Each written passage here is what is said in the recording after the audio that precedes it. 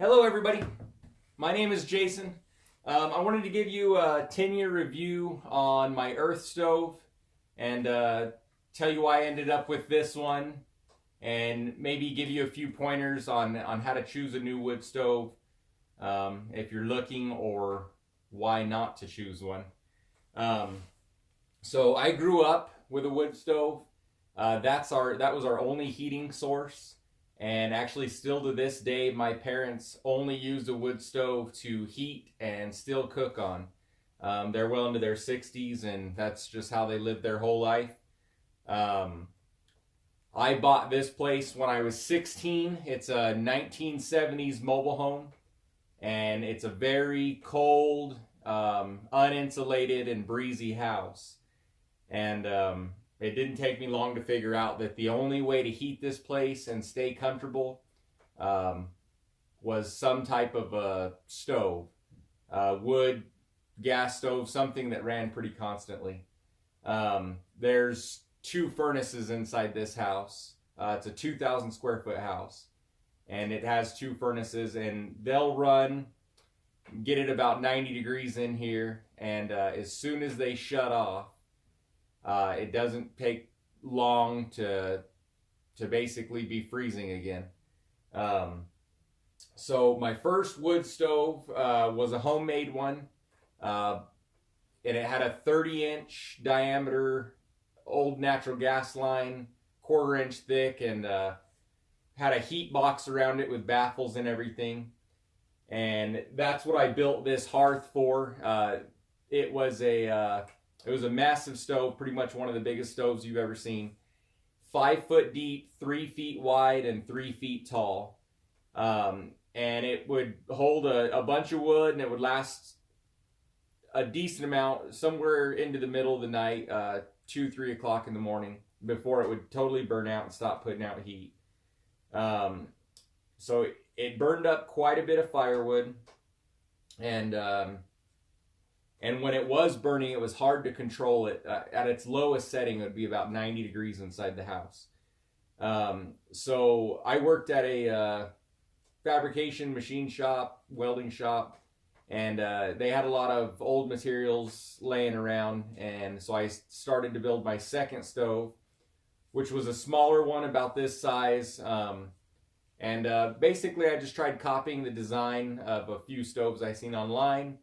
I used it for a few months, and it was a little bit better than the first one I had built, but it would burn out of firewood really quickly. The main thing it did was when it heated up, it would tin can, so it would make noise every time this still would expand and contract.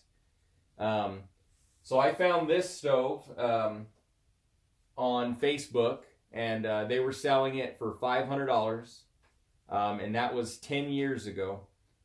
They had built their house in 1992 and put this stove in when they finished building. So this stove has a manufacture date of April of 1994. So it's a 26-year-old stove now. And I've ran it for 10 years without any issues at all.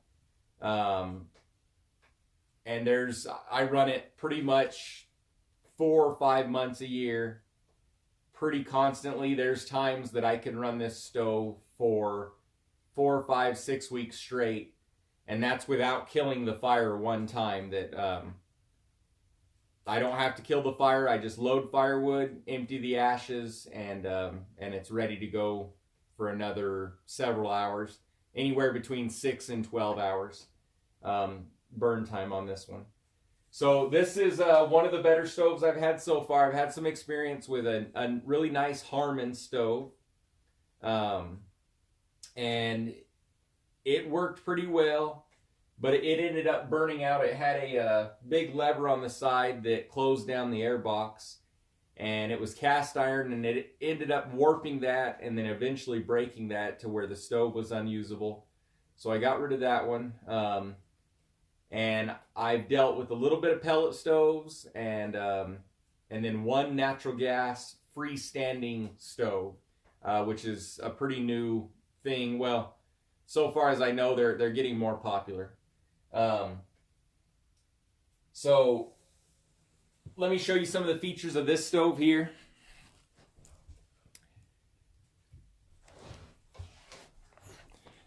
So one thing I would look out for in a stove is it's got to be an airtight stove.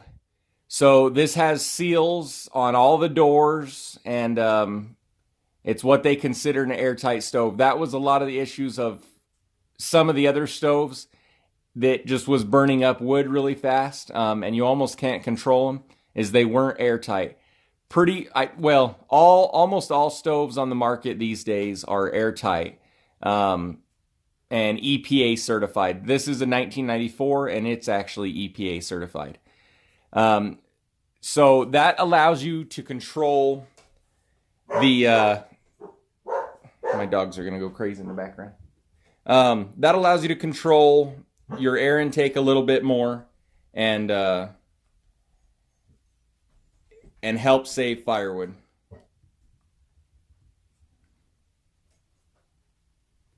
So the next thing is the fresh air intake. This stove actually has a pipe that comes up into the bottom of it. And it was easy for me. I'm not sure how you do this in an actual house, but I live in a mobile home. So this pipe goes down through the floor and out to the side of the house. That is the intake for the combustible fuel. And the reason you want that is if you're just sucking air from inside the house and burning it through the chimney, you're creating a negative pressure inside your house, and all of that air that you see coming out the chimney is coming from somewhere in your house. So if you have a really nice tight house, it's basically going to lower your oxygen level. If you have a really leaky house like mine, it's going to drag it in through every crack and crevice in the house, wherever it could find to get air from, and usually it's not going to be a real good source of air. Not only that, but it's the winter time, so you're going to drag in cold, freezing air, and it's going to cool down. It might heat up the area that the stove is in, but it's going to cool down every other room in the house. It's going to be sucking air from all the way across the house.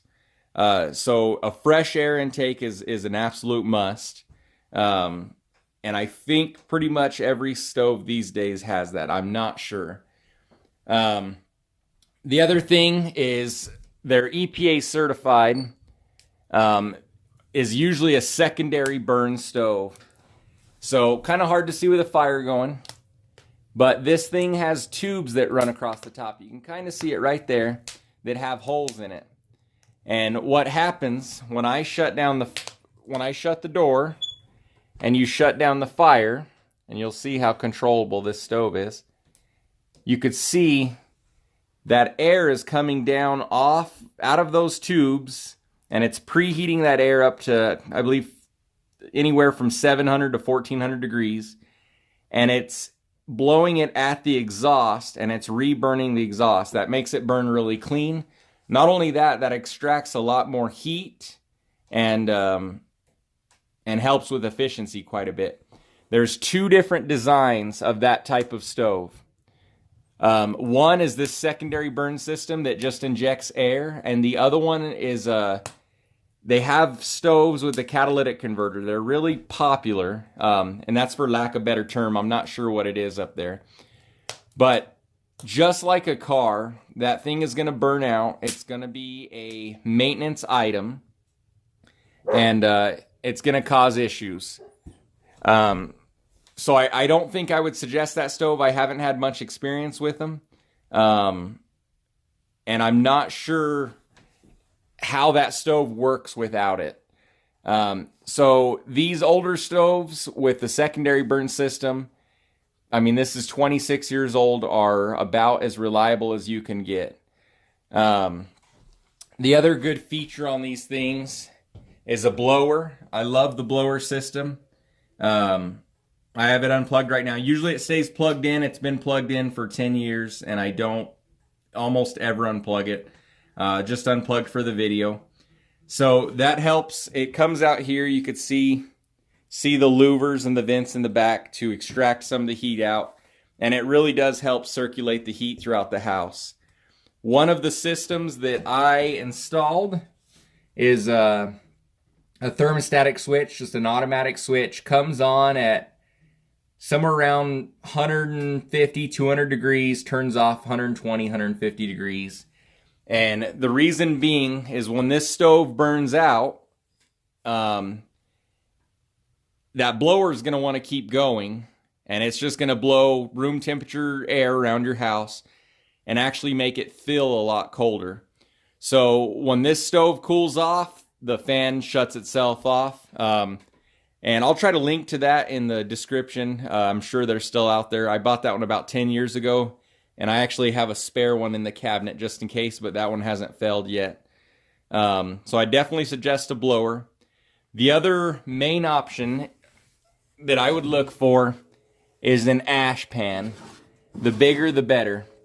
So this funnels everything down into this ash pan, and that's the reason I could keep this stove going. It's got a screen or a grate in the bottom. I scrape the ashes in, get them away from the grate, pull the pan out, go dump the pan into the garden, and put it back in, and my fire that is still running that whole time. I would never own a fireplace without a big ash pan in the bottom. This is actually one of the smaller ones I've owned. It's just about on the small side. You wouldn't want it any smaller than this. There's some that are about 2 to 3 times that size. I really liked those. And then having the grate in the bottom. A lot of these new fireplaces have a door down here, and they're full of electronics. I'm sure those stoves are a lot more efficient. They probably work really well. They're a lot easier to light. But I think that means you have to scrape the ashes out with a shovel.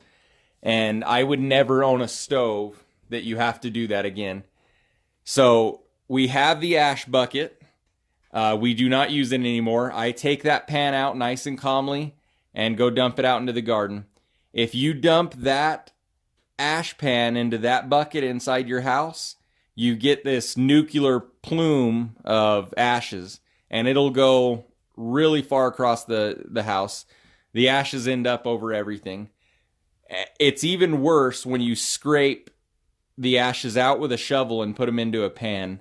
The ashes go everywhere. So those are 2 things I wouldn't do anymore. We tried it for a little while. It was a bad idea. The other thing you'll notice, which has become my cat's heated bathroom, is our wood nook that I built. So this goes to the outside here, and I can just open the door and put wood inside here. So we used that for a couple months and noticed that we were getting bugs inside the house a lot more than normal. So this is basically an incubation box, and that's the heater for it. The wood is going to have moisture from snow and everything. So you're going to get 90-degree moist air inside of wood, and you're going to basically be growing bugs. So we stopped doing that. Not like cat box is much better, but it's what we ended up doing. But we don't bring firewood inside the house. And I don't store it next to the house. It's actually about 100 feet away from the house now. I just go walk in, load the fireplace as full as I can, and it'll last till the next morning. So I actually lit this fire yesterday, and I threw a few more logs in before this video. It's noon right now, so I can relight this fire. I can get this fire going as long as I'm anywhere between 12 to 16 hours within the last time I loaded it. This fireplace will put out heat for about 12 hours. Newer stoves are going to be even better. Bigger boxes, you're going to be able to put out good heat and lower the fireplace down quite a bit. The bigger the fireplace, you'll be able to lower it down, and it'll last quite a bit longer. The only problem with that is when you get it low, you create soot and everything inside the chimney. I have never cleaned this chimney. We run it pretty hard and it burns itself out. it stays clean. So there's 10 years, there's no reason to run a brush down it. You just need to make sure to run it hard every once in a while, and that'll usually burn the stuff out of the chimney. And of course, you got to be careful doing that. We're in a mobile home. These ceilings are actually compressed cardboard. You can see there's some electrical up through there and everything. But we haven't had a problem with it. It just really depends on if you have a good setup for your chimney and your firebox, or your box that goes through the roof here. Of course, we went and bought all that, and it seems to work pretty good. So my experience with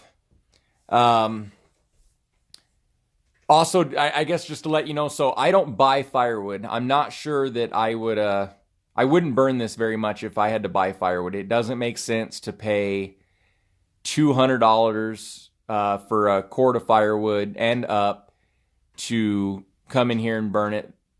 I haven't bought firewood before. I'm not sure that I would do that. I would just run the furnaces. And it's the same with pellet stoves. So I had a little bit of experience with pellet stoves, and they're the same way. I don't understand them because you're having to pay $200 to $300 for pellets. You're still having to store them. You're still having to pack them in. You're still making a mess. You're still dealing with ashes. And I'm not sure why people do it. So you can get a freestanding natural gas or propane stove. They look just like this. You pipe them in, and the one I had was natural gas. I'm not sure about propane, but even propane has to be better than pellets. It was 98% efficient. It felt just like this. It had a clean blue flame, so it didn't have as pretty of a flame as firewood. But it was $50 a month. It was a $4,800 stove. It was in a different house that I had. I did like it, but that also defeated the purpose. That one actually wouldn't run without electricity. And we do get some blackouts and everything here, and we don't have to worry about heat because of this wood stove. Every other heating device that I had kills out during a blackout. But the thing I love about this is I go get firewood. We have a large property with 50 trees. I cut up everything that drops out. I go get my neighbors, and I'll just gather up firewood. And we're burning from about 3 years ago, so we let everything season. I will burn all of the firewood that's seasoned, and as soon as it's gone, I'll stop burning.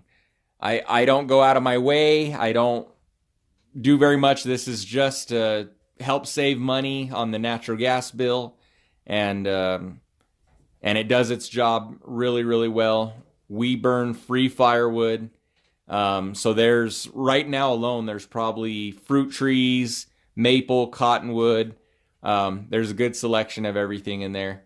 And it does help to mix firewood. They help clean each other up and everything like that. It helps the chimney not get so sooted up. The other thing, you'll notice the two big pots. We're in New Mexico, really, really dry. So I just keep these full of water, and there's a huge noticeable difference on humidity inside the house.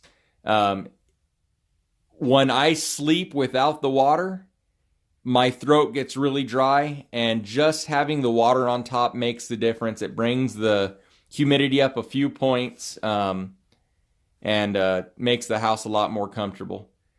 So the older stoves I really like.